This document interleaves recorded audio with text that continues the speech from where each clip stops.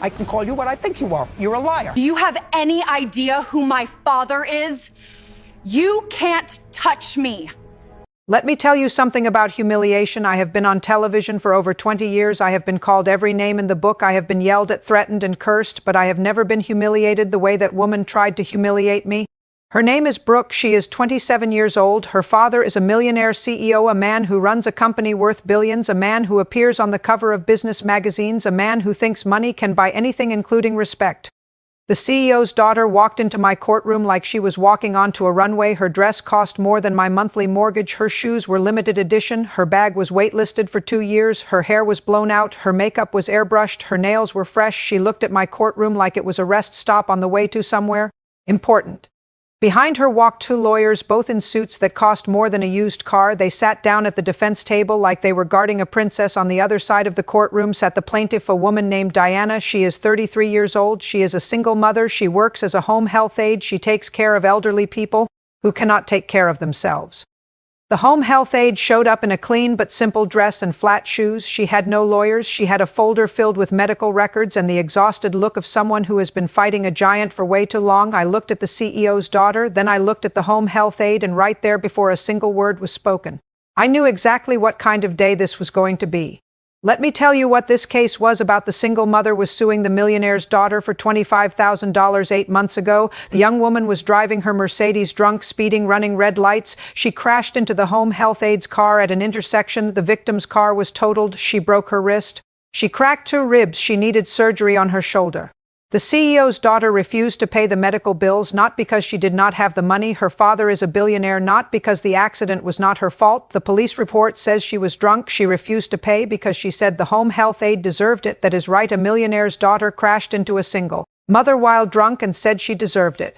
Her reason: the victim's car was old and ugly and should not have been on the road. So there I was sitting on my bench looking at this young woman in her designer dress, and I said, "Ms. Brooke, can you explain to me why you refused to pay for the injuries you caused?" The rich girl flipped her hair. "Your Honor," she said, her voice dripping with entitlement, "the accident was not my fault." "The police report says you were drunk," I said. "The police report is wrong. The police report is wrong," I said. "Yes, the officer who wrote it was biased." "Biased against whom?" "Against rich people." The courtroom went silent. I leaned back in my chair. "Ms. Brooke, the police officer does not know you. The police officer does not know your father. The police officer wrote what he saw." She crossed her arms. "He was jealous." "Jealous? Yes, he wished he had my money." I looked at her for a long moment. "Ms. Brooke, do you have any evidence that the police officer was biased?" She shrugged. "I do not need evidence. I can tell." "You can tell?" "Yes, I am excellent at reading people," I said. "Ms. Brooke, your instincts are not evidence. Your feelings are not evidence. Your imagination is not evidence." Her lead lawyer stood up. "Your Honor, my client is simply expressing her opinion. Her opinion is not facts," I said. "Sit down." The lawyer sat. The CEO's daughter stood up. "You cannot talk to me like that," she said. Her voice was shaking with rage. "My father owns half this city. My father could buy this courthouse and everyone in it." I did not say anything. "You are a TV judge," she continued. "You are entertainment. You are not real. You are nobody." The bailiff moved forward. I held up my hand. "Let her speak." She stepped closer to my bench. "Do you know who I am?" she said. I looked at her. "I know exactly who you are, Ms. Brooke." She smirked. "You are someone who is about to be held in contempt of court." Her smirk disappeared. "What?" I said. "You have broken 3 courtroom rules already." She shook her head. "No, I have not." "Rule number 1, I said, no standing and shouting at the judge." She sat down quickly. "Rule number 2, no interrupting the court." Her mouth closed. "Rule number 3, and this is the one that is going to cost you." She stared at me. "No disrespecting the court." She laughed a loud, ugly laugh. "Disrespecting the court," she said. "You want to see disrespect?" She stood up again. She pointed her finger at me. "You are a joke," she said. "You are a clown in a black robe. You are nothing." The courtroom was dead silent. I looked at her for a long moment. Then I said 7 words that made her face go white, 7 words that made her life fall apart in seconds. "You want to know what I said?" The rich girl was standing in front of my bench. Her finger was still pointing at me. Her face was red. Her designer dress was wrinkled from rage. "Ms. Brooke," I said, "sit down right now or I will hold you in contempt." She laughed. "Contempt? You do not have the power." I smiled. Then I said 7 words. "Your father's company is being investigated." Her face went white. "What did you say?" she whispered. I said, "Your father's company is being investigated for fraud, for money laundering, for tax evasion." She shook her head. "No, yes." She grabbed the edge of the table. "The FBI raided his office this morning." I said. She started crying. "The SEC froze his assets." I said. "No, yes." She looked at her lawyers. Her lawyers looked at the floor. "Her father is in custody," she screamed. But that was not the worst part, not even close, because what happened next made even my bailiff gasp. I turned to the single mother, Mrs. Diana. I am awarding you $25,000 for your medical bills plus $10,000 for your pain and suffering plus court costs. The CEO's daughter stood up. That is $35,000. You can do math, I said. Congratulations. But that is not all. I turned to her. Ms. Brooke, you are also facing charges for drunk driving and assault. Her lawyer stood up. Your Honor, my client is willing to settle. It is too late for that, I said. The doors opened to police officers walked in. The rich girl screamed. The officers handcuffed her as they led her toward the door.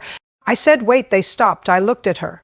Ms. Brooke, do you have anything to say? She looked at me. Her eyes were filled with tears. My father will hear about this, she said. Her voice was shaking. My father will destroy you. I smiled. Your father is in jail. She started crying again. Her father cannot help you. Her father cannot save you. Her father cannot even save himself. The officers led her away. The doors closed. The courtroom was silent. I looked at the home health aide. Mrs. Diana, you are free to go. She stood up. Thank you, Your Honor. She walked toward the door. Then she stopped. Your Honor, she said. How did you know about her father? I smiled. I read the news. She left. The courtroom was empty. I turned to the camera, and that is the truth about power. It does not protect you from the truth. The millionaire's daughter thought she was untouchable. She was wrong, but that was not the worst part, not even close, because what happened next even I did not see coming. The doors opened. A man walked in, a man in a dark suit. He was tall. His face was serious. Your Honor, he said, my name is Agent Morrison. I am with the FBI. I said, Agent Morrison, what can I do for you? He walked to my bench. We have been investigating Brooke's father for 3 years. He said, corruption, bribery, money laundering. I nodded. The agent continued. The daughter was involved. She helped her father hide money. She helped her father transfer funds. She helped her father lie to investigators. He handed me a folder. This is the evidence. I opened the folder. Bank records, wire transfers, emails, text messages. Her name was on all of them. I looked up at the agent. The young woman is not just going to jail for drunk driving. No, Your Honor, he said. She is going to jail for conspiracy to commit fraud. I closed the folder. Good. The agent left. The courtroom was silent again. I looked at the home health aide. She had come back. And Mrs. Diana, I said, I thought you left. She walked to the plaintiff's table. I could not leave without saying something, Your Honor. I nodded. Go ahead. She took a deep breath.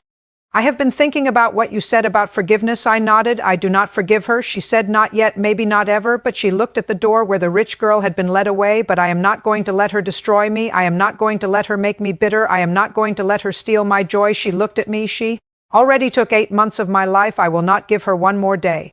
I smiled. Mrs. Diana, you are a remarkable woman. She smiled back. Thank you, Your Honor. She reached into her bag. I brought you something, she said. What is it? She handed me a small box. Open it. I opened the box. Inside was a bracelet, a simple silver bracelet. This was my mother's. She said she wore it every day. She was a home health aide too. She took care of elderly people for 40 years. She looked at me.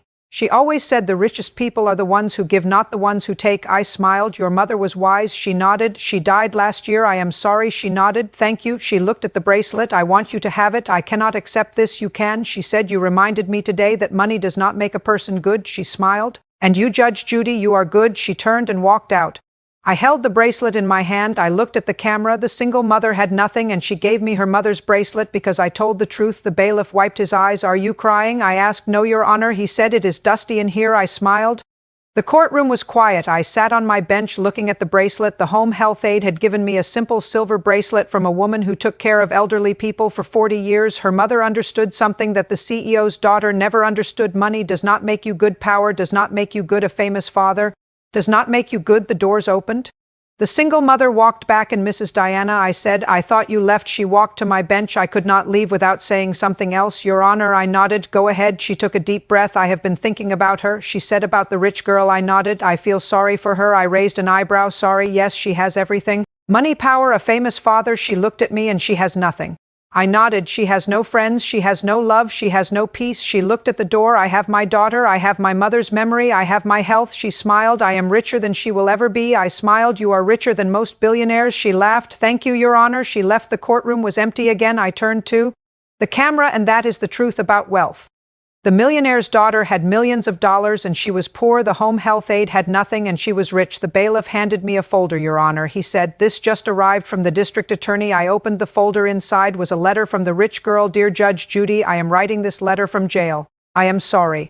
I am sorry for humiliating you. I am sorry for mocking you. I am sorry for lying. My father is in prison. My money is gone. My friends have abandoned me. I have nothing except the truth. And the truth is I was wrong about everything. Money does not make you a good person. Power does not make you a good person. A famous father does not make You a good person, I am sorry, sincerely, Brooke.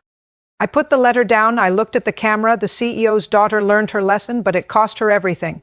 The courtroom was quiet, I sat on my bench thinking about the rich girl, thinking about her father, thinking about the home health aide. The young woman had everything: money, power, a famous father, a designer dress, and she lost it all because she thought she could humiliate me in my own courtroom. The single mother had nothing, no money, no power, no famous father, no designer dress.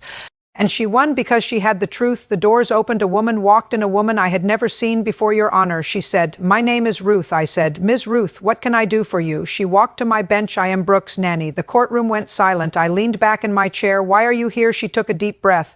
I raised her, she said. I watched her grow up. I watched her become cruel. I watched her become entitled. She started crying and I did nothing. I said, it is not too late. She looked at me. Go to her in jail. I said, tell her you love her. Tell her you forgive her. Tell her she can change. She nodded. Thank you, Your Honor. She left the courtroom. Was silent again. I turned to the camera. And that is the truth about family. The nanny watched her destroy herself and she did nothing, but today she finally did something. She spoke the truth. The doors opened again. The home health aide walked back and Mrs. Diana, I said, I thought you left. She walked to my bench. I forgot something, Your Honor. What is that? She handed me a photograph.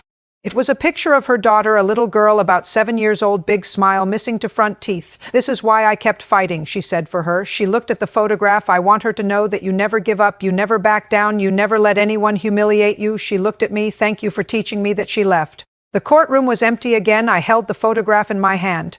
I looked at the camera, a home health aide, a single mother, a woman with nothing, and she taught me something too, that courage is not about money. Courage is about showing up even when you are scared, even when you are alone, even when you are fighting a giant.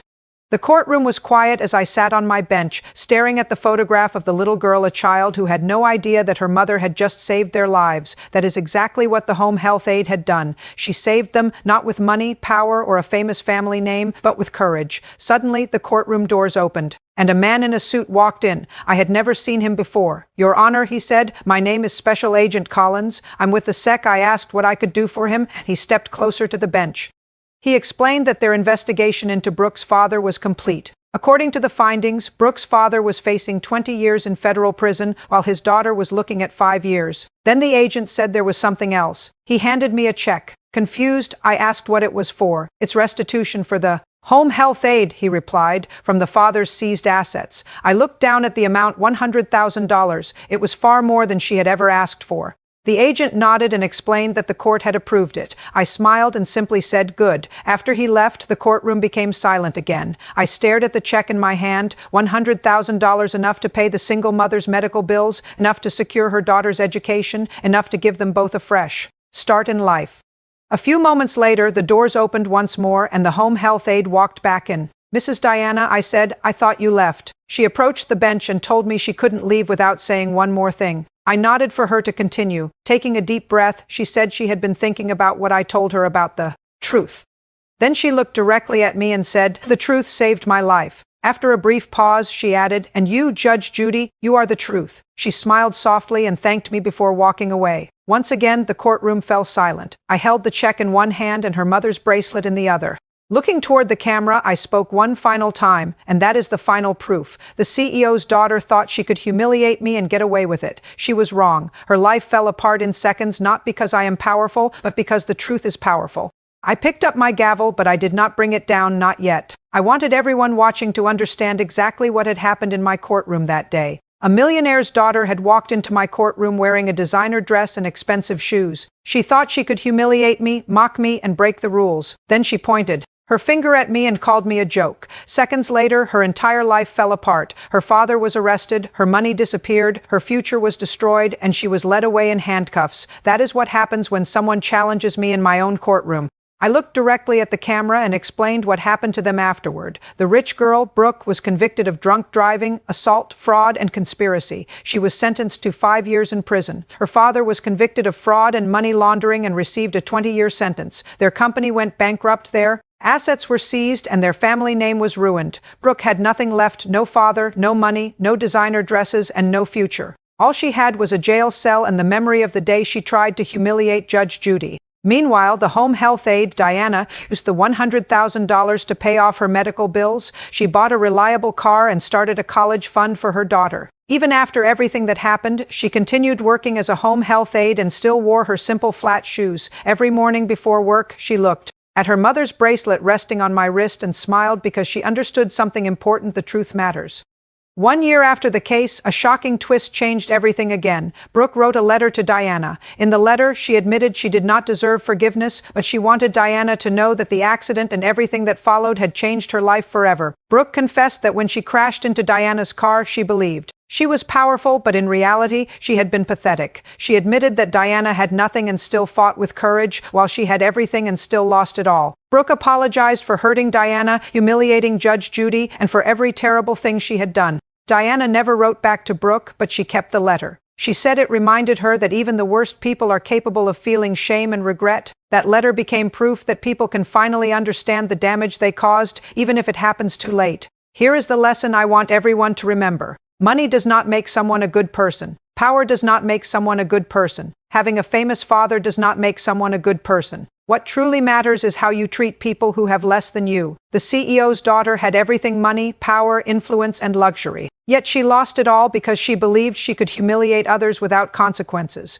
The home health aide had almost nothing, yet she gained everything because she never stopped believing that the truth matters. The truth always matters, and karma is real. If you made it to the end of this story, do me a favor, hit the like button. Subscribe to this channel and share this video with someone who needs to hear it, someone who believes they can humiliate others and get away with it, because in my courtroom, nobody gets away with anything. I am Judge Judy, and this case is closed.